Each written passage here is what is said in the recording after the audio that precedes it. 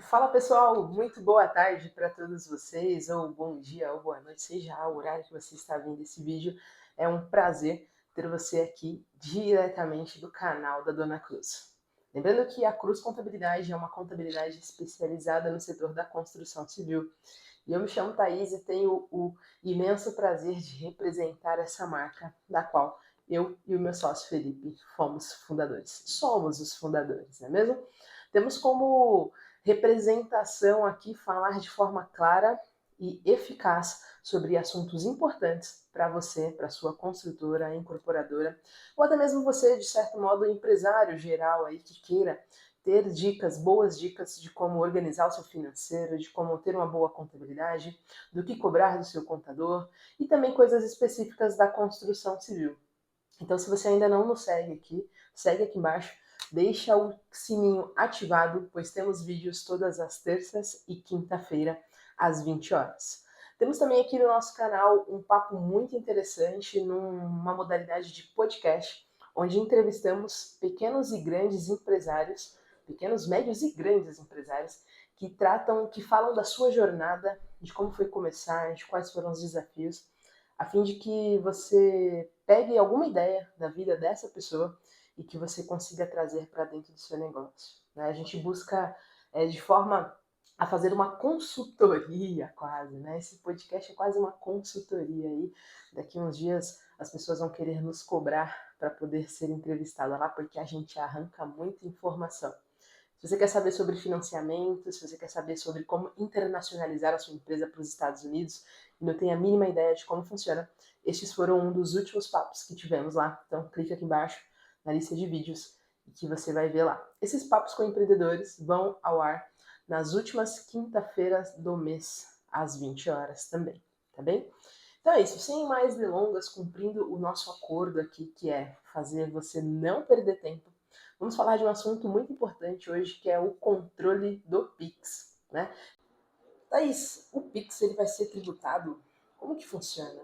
Se eu usar o Pix agora já vou receber uma multa da Receita Federal, é isso mesmo? Não, gente, nesse primeiro ponto eu já quero deixar muito claro aqui para vocês. Não vai ser tributado a operação em Pix. Não é por utilizar o Pix que você vai pagar tributo ou você vai ser fiscalizado pela Receita Federal. Ponto final. Já vale uma curtida, né? Aqui esse vídeo. Então já curte aí. Agora, como e quando eu vou ser fiscalizado ao utilizar o Pix e o cartão de crédito? É isso que a gente vai entender aqui.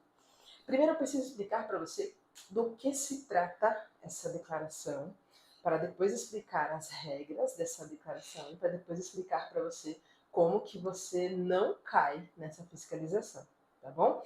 Vamos entender do que se trata então. Existe no mercado hoje uma declaração chamada e-financeira. Essa declaração é para aquelas instituições bancárias, os bancos, as empresas mediadoras de pagamento. Elas são obrigadas a fazer essa declaração. Ponto. As empresas bancárias, essas instituições que vão fazer a e-financeira, serão obrigadas a informar à Receita Federal informações de pessoas físicas e de pessoas jurídicas que chegarem até um limite pré-estabelecido na instrução normativa. Daí aqui a gente já entra na regra. Quais são esses limites? Para o CPF, temos o limite de R$ 5.000. Acima de R$ 5.000, o banco já é obrigado a informar que você recebeu de fulano, fulano, fulano e ciclano o valor de R$ 5.000 no total. E a mesma coisa para o CNPJ.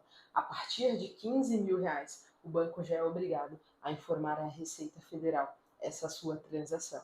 É importante frisar que não é uma única transferência ou um único valor no cartão de crédito que dá essa obrigatoriedade, mas sim a soma de valores. Então você pode receber uma, duas, três, quatro, cinco, várias transferências.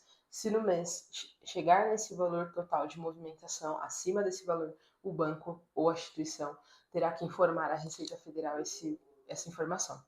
Thaís, só por o banco, só por eu ter feito isso, então eu já vou ser fiscalizado? Não. O que a Receita Federal vai fazer? Ela vai confrontar se você tem lastro financeiro para isso. E o que isso quer dizer? Se você, por exemplo, é uma empresa, uma arquitetura, tem um CNPJ de empresa de arquitetura e recebeu dessa empresa como pessoa física o valor de R$ 10.000 a título de distribuição de lucro, a Receita Federal vai buscar se a sua empresa tributou esse valor e se a sua empresa tem a capacidade financeira para distribuir esse lucro para a sua pessoa física. Então, haverá um confrontamento de informação, um confronto de informação da Receita Federal com as declarações bancárias e financeiras. A Receita Federal não vai te fiscalizar só por você ter esse movimento, tá? Ponto. O que você precisa entender é o limite e no final desse vídeo terão as dicas de como você vai se precaver também para que isso não aconteça. Então a Receita Federal vai te questionar. Legal. Então vamos entender o seguinte, ó. Um caso prático.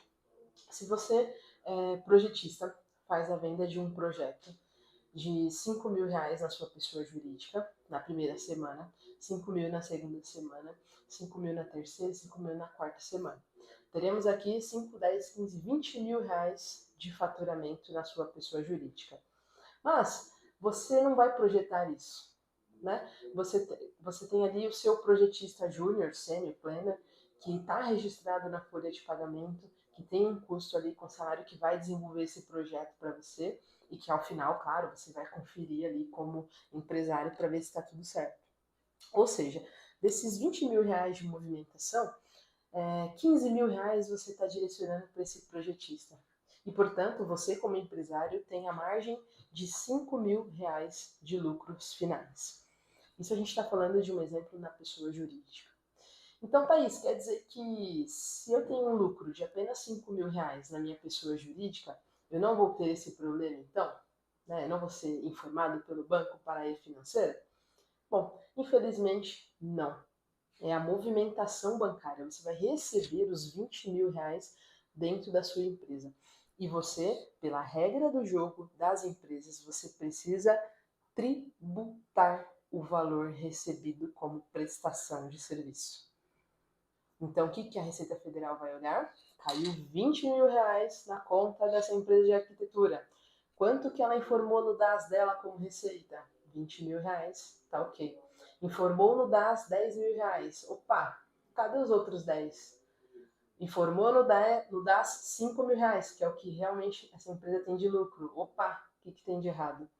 A Receita Federal ela não quer entender, dependendo do seu regime tributário, o quanto você teve de lucro. Mas a regra do jogo é tributar o seu serviço, a prestação de serviço.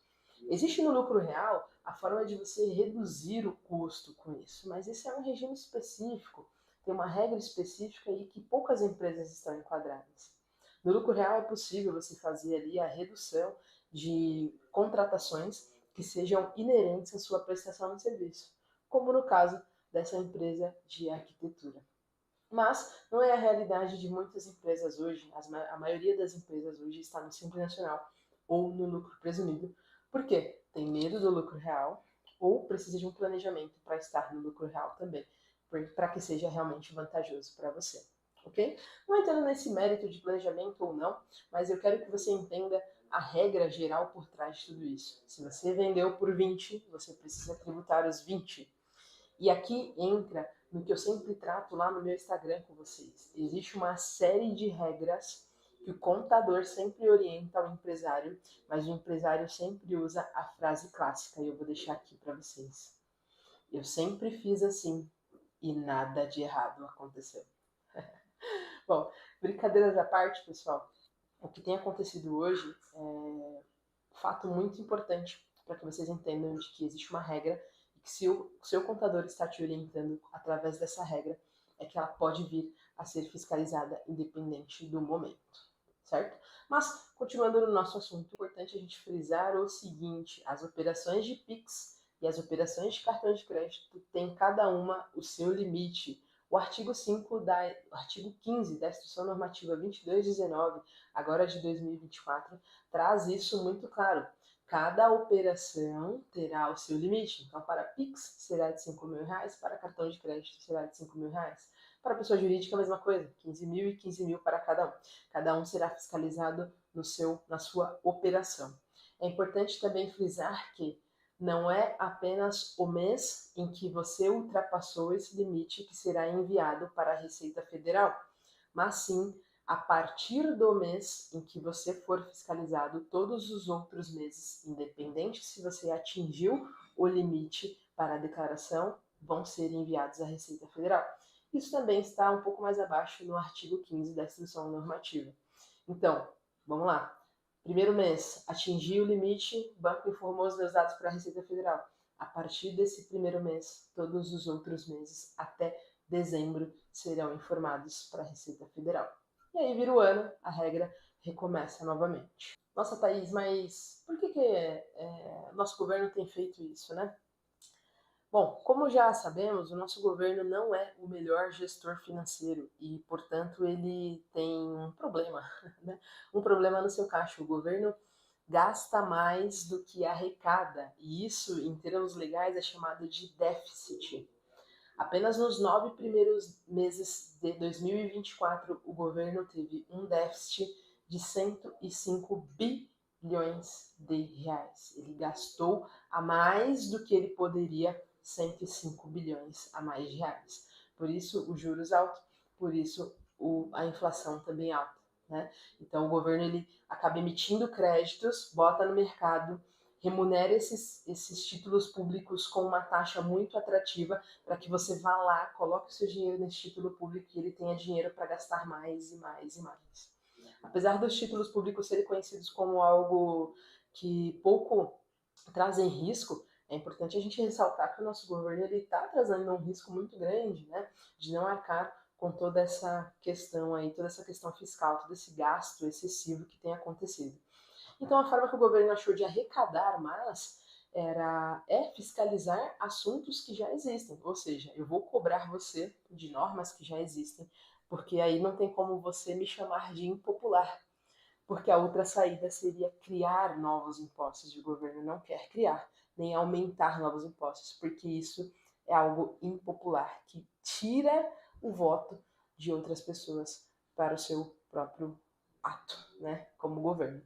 Então, o governo está fazendo isso para arrecadar mais, basicamente. E, claro, para ter controle sobre coisas que são regras existentes e que, infelizmente, as pessoas ainda não seguem como regra. Tá? Então, é simplesmente para arrecadar mais. Bom, o que eu posso dar de dica agora, final, para você, como empresário e como CPF também? Você, como empresário, você precisa ter um bom controle financeiro, entrada e saída daquilo, o que é empréstimo, o que está sendo receita, o que é estorno de receita, você precisa ter um bom controle disso. Você precisa tributar as suas vendas, tudo que você está vendendo como prestação de serviço, você emite nota e você paga o tributo sobre isso. Se você ainda não tem o tributo no seu orçamento, coloque o tributo no seu orçamento. Tenha uma contabilidade. A contabilidade precisa te fornecer um relatório chamado balancete. Se você é empresário e não sabe o que é balancete, baixa o seu CNPJ agora, fecha ele. Brincadeiras à parte, é obrigação do empresário também ter conhecimento sobre as obrigações da sua empresa. Toda empresa é obrigada a fazer balancete contábil. Então tenha uma contabilidade que te forneça um balancete, pois acredito eu que a Receita Federal vai ter esse como um primeiro documento solicitado ali para comprovar sobre as suas movimentações bancárias e fiscais na empresa, tá? Tenha um prolabore. Se você é um sócio que trabalha hoje dentro da empresa, você precisa ter um prolabore, que é o seu salário como sócio, tá bem? Se você é pessoa física, mantenha uma organização financeira. Se você puder, não empreste o seu cartão de crédito a outras pessoas. Imagine essa informação. Eu emprestei meu cartão de crédito para fulano e fulano está agora me depositando 5 mil reais. Só porque eu emprestei esse cartão e ele está me tributando 5 mil reais, meus dados estão indo para a Receita Federal. Entende? A Receita Federal não quer saber se é empréstimo, se não é, se é reembolso, se não é. É movimentação. Caiu no valor total de movimentação, já vai ser informado. Imagina você ter que explicar do porquê a sua tia está te transferindo 5 mil reais. Né? Então vai ser bem caótico. Então, se você puder, não empreste isso daí. E faça o seu imposto de renda com a sua renda recebida ali, com todas as suas organizações, aplicações financeiras. Tá? Se você ficou com dúvida e se você ainda não entendeu nada do que eu falei, manda aqui embaixo, porque vai ser um prazer responder vocês, tá certo? Um abraço, até mais. Não esquece de curtir o vídeo, hein?